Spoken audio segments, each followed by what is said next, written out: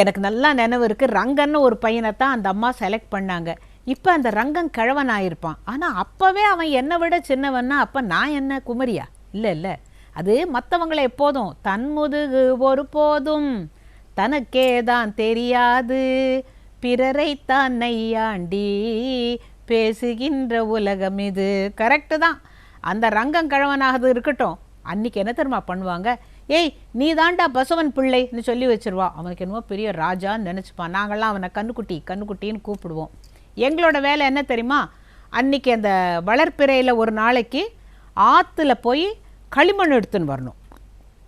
களிமண் வண்டல் மண் எல்லாம் எடுத்துன்னு வருவோம். அந்த வண்டல் மண்ணெல்லாம் பாலிகை தெளிக்கிறதுக்கு 5 கிண்ணத்தில் போடுவாங்க.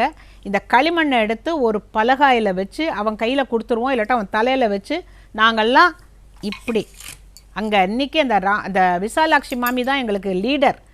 இவ்வளோ வரிசையாக வாங்கோ, எல்லோரும் ரவுண்டை வச்சுக்கோங்க அப்படின்னு எல்லோரும் ரவுண்டாக நின்று ராரவேணு கோபாலா ராஜித சத்குண ஜெயசீலா சார சாக்ஷா நேரமேமி மாறு பாரி கோர்வலேரா ரா நகதரரா ಮುರಹರರಾ ಭವಹರರಾ ವೇರಾ ಈ ಮಗುವನು ಈ ಲಲಲನು ಈ ಸೊಗಸಿನಿ ಚೆಕೋರ ಕೋರಿಕಲಿಂಬೊಂದ ಡೆಂದ ಮುನಿಯಾನ చేరను నీ చెంద మరువకుర కరములచే మరి మరి నిన్ను చరణనెదరరా రవేణు గోపాల ராஜித சத்குண ஜெயசீலா. அப்போ இது தெலுங்கு பாட்டுன்னு கூட தெரியாது. அவங்க என்ன சொல்லி கொடுத்தாங்களோ ஈ மகுவனு ஈன்னு சந்தோஷமாக பாடினோம். வந்துடுவோம். இந்த வீட்டுக்கு வந்த உடனே எங்களுக்கெல்லாம் சுண்டல், வேறு ஏதாவது கடலை உண்டை அப்படியே தான் தருவாங்க, பானகம் தருவாங்க. அதை சாப்பிட்டுட்டு நாங்கள் வேடிக்கை பார்ப்போம். இந்த அம்மா வீட்டுக்குள்ளே அந்த பசுவன் மடத்துக்குள்ளே இந்த களிமண்ணை கொண்டு போய் வச்சுருவோம். வச்ச பிறகு எங்களெல்லாம் அனுப்பிச்சிடுவாங்க. மத்தியான வேளையில் எங்களெல்லாம் கூப்பிட்டு அங்கே அந்த வீட்டில் உட்கார சொல்லி கொழாமணி கோக்க சொல்லுவாங்க, பூ தொடுக்க சொல்லுவாங்க. அதுக்கப்புறம் வரேன், இந்த விசாலாட்சி மாமி என்ன பண்ணுவாங்கன்னா, இந்த களிமண்ணை சாயங்காலம் நாங்கள் வரதுக்குள்ளே குந்துமணியெல்லாம் வச்சு அழகான ஒரு காளை மாடு நந்தி உட்கார்ந்துருக்காப்புல செஞ்சுருப்பாங்க. பக்கத்தில் ஒரு குட்டி கண்ணுக்குட்டியும் இருக்கும். அதை வச்சு சின்ன பிள்ளையார் பூஜை பண்ணியிருந்திருப்பாங்க. பாலிகைக்கெல்லாம் போட்டு வச்சுருப்பாங்க. அந்த 10 நாள் கொண்டாட்டம் பிரமாதமாக இருக்கும். அவரவர் வீட்டில் தான் சாப்பாடு. ஆனால் காலையில் நாங்கள் என்ன பண்ணணும், குளிச்சுட்டு தலையை வாரி பின்னி, இந்த பின்னிங்கிறத நான் ஏன் அழுத்தி சொல்கிறேன்னா, யாராவது எண்ணெய் தேய்ச்சிட்டு இருந்தால் கூட பைப் பின்னல் பின்னிட்டு வரணும். பைப் பின்னலா? அது என்னங்க வேடிக்கையாக இருக்குதுன்னு கேட்டால் என்ன தெரியுமா, நல்லா தலைமுடி ஸ்நானம் பண்ண பிறகு தட்டி விட்டுட்டு அதை இங்கேருந்து ஒன்று இங்கேருந்து ஒன்று நடுவில் ஒரு கால் எடுத்து பின்னுவாங்க. இங்கேருந்து ஒரு கால், அங்கேருந்து ஒரு கால், இங்கேருந்து ஒரு கால், இப்படி எடுத்து எடுத்து பை மாதிரி பின்னுவாங்க. அட உங்கள் பாஷையில் சொல்லணுன்னா, இன்றைக்கி நீங்கள் சொல்கிறீங்கல்ல வி லைக் ஃப்ரெஞ்ச் பிளாட், அதே தான். நீங்கள் ஃப்ரெஞ்ச் பிளாட்னு சொல்கிறது தான் எங்கள் ஊர் பைப் பின்னல். அதை போட்டுக்கணும். அப்புறமா நுனியில் முடி தெரியக்கூடாது, நார் வச்சு பின்னி விடுவாங்க. தலையில் பூ வச்சுருக்கணும், பொட்டு வச்சுருக்கணும், பாவாடை சட்டை போட்டிருக்கணும் அவசியம். எல்லோரும் ஒரு சின்ன சொம்பில் ஆத்தங்கரையில் போய் தண்ணி எடுத்துட்டு வந்து, அந்த பசுவன்கிட்ட ஒரு அண்டா இருக்கும், சின்ன ஒரு பாத்திரம் வச்சுருப்பாங்களே வச்சுங்களேன், அருகம்புல்லை கொண்டாந்து பசுவன் மேலே போட்டுட்டு தும்பப்பூவெல்லாம் பறிச்சுட்டு வருவோம். ரிட்சி பூ அதெல்லாம் எங்களுக்கு வழியில் எந்த பூ சாமிக்கு போடலாங்கிறத அவங்க சொல்லி கொடுத்துருப்பாங்க. கண்ட காக்கரட்டான் பூவெல்லாம் போடக்கூடாது அப்படின்னு சத்தம் போடுவாங்க. சரின்னுட்டு இந்த பூவை கொண்டாந்து சாமி மேலே போட்டுட்டு இந்த தண்ணியை அந்த பாத்திரம் வச்சுருப்பாங்கல்ல அதில் விட்டுட்டு அருகம்புல்லை போட்டுட்டு நாங்கள் வருவோம். அப்போ என்ன தருவாங்கன்னு கேட்டாக்கா, பொருவிளங்கா உருண்டைன்னு ஒன்று தருவாங்க. அது பொருள் விளங்கா உருண்டை இல்லை, நல்ல பொரித்த விளாங்காய் உருண்டை. ரொம்ப பேர் பொருள் விளங்கா உருண்டைம்பாங்க. இல்லை, அது எப்படி தருமா, அது செய்கிறதையும் சொல்லி கொடுத்துட்றேன். ஏன்னா இப்போ நான் சொன்னேன்னா எனக்கு நாக்கில் அப்படியே ஊறுது. எல்லா பருப்புகளையும் நல்லா செவக்க வறுத்து, கொஞ்சம் கோதுமை கொஞ்சம் அரிசியும் போட்டு நல்லா வறுத்துட்டு ஏந்திரத்தில் அரைச்சிருப்பாங்க. இந்த வறுத்த பருப்போட வாசனை அவ்வளோ நல்லாயிருக்கும். அப்புறம் வெல்லத்தை நல்லா கெட்டி பாகு, அதாவது உருட்டினா கோலி மாதிரி ஆடலாம், அவ்வளவு கெட்டி பாகு வச்சுட்டு இந்த மாவில் கொஞ்சம் கொஞ்சமாக போட்டு கிண்டிட்டு அதில் தேங்காய் பல்லாக நறுக்கி போட்டு ஏலக்காயும் போட்டு வச்சுட்டு கொஞ்சம் சுக்கு பொடியும் போடணும் அதில். ஏன்னா இந்த பருப்பெல்லாம் ஜீரணம் ஆகணும் இல்லை, இதையும் போட்டு நல்லா ஒரு உருண்டை பண்ணுவாங்க. அது ஆற ஆற ஆற ஆற நம்ம விராட் கோஹ்லியால் தான் அதை அடிக்க முடியும். அவ்வளவு கெட்டியாக கிரிக்கெட் பந்து மாதிரி ஆகிடும். அந்த பொருவளங்காய் உருண்டை கொடுப்பாங்க. கொஞ்சம் நேரம் பேசவே முடியாது, அது வாய்க்குள்ளே போட்டுட்டு அப்படியே தான் இருக்கணும்.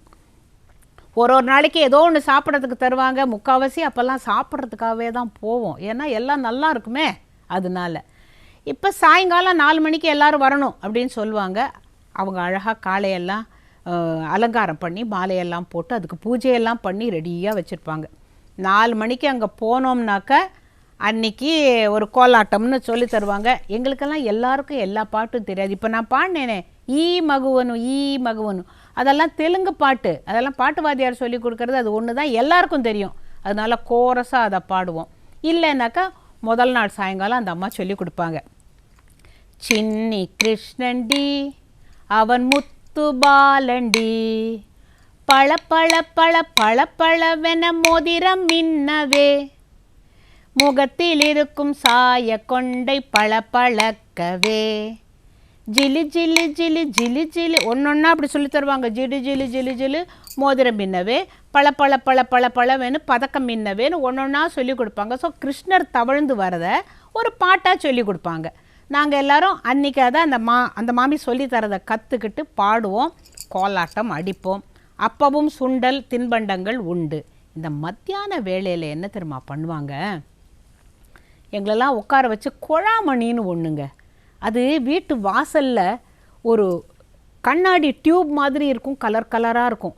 அதில் மயில் வெல்கம் எல்லாம் போட்டு அந்த காற்று படுற போது சிலு சிலு சிலு சிலு சிலு சத்தம் கேட்கும். இந்த காற்றுல இந்த குழாய் மணி ஆடும், அவ்வளோ அழகாக இருக்கும். இதை இத்தனை வருஷம் கழித்து ஃபெங்ஷுயி புஸ்தகத்தில் போட்டிருக்கிறான். Glass tubes making noise will bring in all the good vibes into your house அப்படிங்கிறான். அட போயா, எங்கள் ஊரில் எப்போவே நாங்கள் குழாமணி கோத்துட்டோம் இல்லை, குழாமணி கோக்கணும். அப்புறம் இந்த பூ தொடுக்க சொல்லி தருவாங்க. மேலே 2 கீழே 2 வச்சு இப்படி கொண்டு வந்து இப்படி விரலை போட்டு இழுத்து கெட்டியாக கட்டு, தள்ளி விட்டுக்கோம்பாங்க. நாங்கள்லாம் கொஞ்சம் கோணாமணான்னு கட்டினோன்னாக்கா திருப்பி கட்டு அப்படிம்பாங்க. அன்றைக்கி அவங்க எங்களை கரெக்ட் பண்ணி சொல்லி தரலன்னா இன்றைக்கி அப்புறம் காலில் அப்படி மாட்டிக்கிட்டு வேணி காம்பெல்லாம் ஒரு பக்கம் பூவெல்லாம் ஒரு பக்கமாக அப்படி போட்டு போட்டு போட்டு தொடுத்துக்கிட்டே வந்தோன்னா அது கொண்டைக்கு வச்சுக்கிறாப்புல இருக்கும். அது சாமிக்கு வைக்க மாட்டாங்க, ஏன்னா காலில் மாட்டியிருக்கோம் இல்லை நாரை, அதனால அது கொண்டைக்கு மட்டும் வச்சுப்பாங்க. இப்படி பூ தொடுக்க சொல்லி தருவாங்க.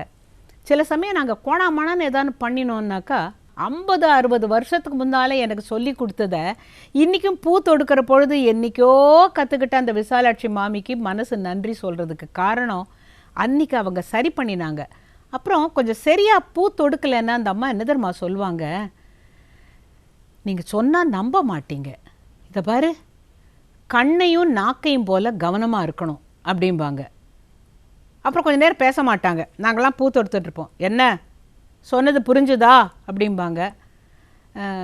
கண்ணையும் நாக்கையும் போல் கவனமாக இருக்கணும்னாக்கா பூவெல்லாம் கீழே வை அப்படிம்பாங்க. வச்சுட்டு எல்லோரும் அட்டென்ஷன். என்னன்னு பார்த்தா இப்போ இந்த கண்ணுக்குள்ளே ஒரு சின்ன முடி விழுந்துடுறதுன்னு வச்சுக்கோ, உன்னோட எமை விழுந்துடுறது இல்லை ஒரு சின்ன தூசி விழுந்துடுறது. அது என்ன பண்ணும், அது வெளியில் எடுக்கிற வரைக்கும் படப்படப்படன்னு அடிச்சுட்டு இருக்கும். இல்லையா நீ விரலை வச்சு எடுக்கணுங்கும், உன்னை வேறு வேலை பண்ண விடாது அந்த கண்ணு. அது போல் கவனமாக இருக்கணும். நீ இதுன்னா இதை தான் பார்க்கணும், இதை ஒழுங்காக செய்யணும். அது போல் கண். அப்புறம் என்ன சொன்னேன் அப்படிம்பாங்க. நாக்கு என்ன பண்ணும், நீ அழகாக தேங்காய் போடுறாங்கல்ல, கோவிலில் சில்லு உடைக்கிறாங்கல்ல, அதை எடுத்து செல்ல தேங்காயே பல்லிடுக்கில் பூந்தாயே சாப்பிட்டு விடுறோம். சாப்பிட்ட உடனே என்ன ஆகும், இந்த பல்லு சின்ன இடுக்கில் இத்தினூண்டு போய் ஒரு தேங்காய் மாட்டிக்கும். நான் என்ன தான் உன்னோட பேசினாலும்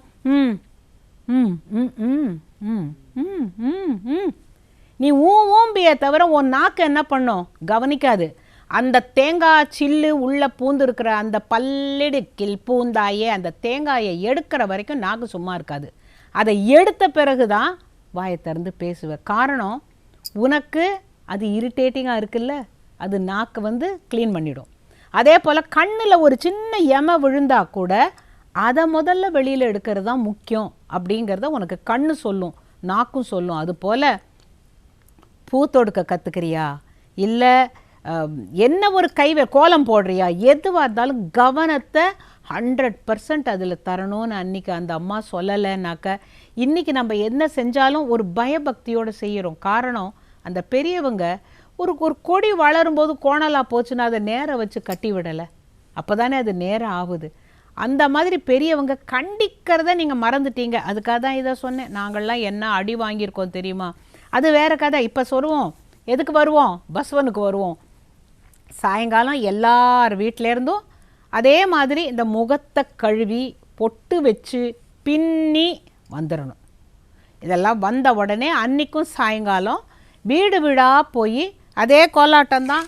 முக்கால்வாசி நிறைய நல்ல பாட்டு பாடுவோம். நான் இந்த சின்னி கிருஷ்ணன்டி பாடினேனே, அதில் இன்னும் நிறையா இருக்குங்க.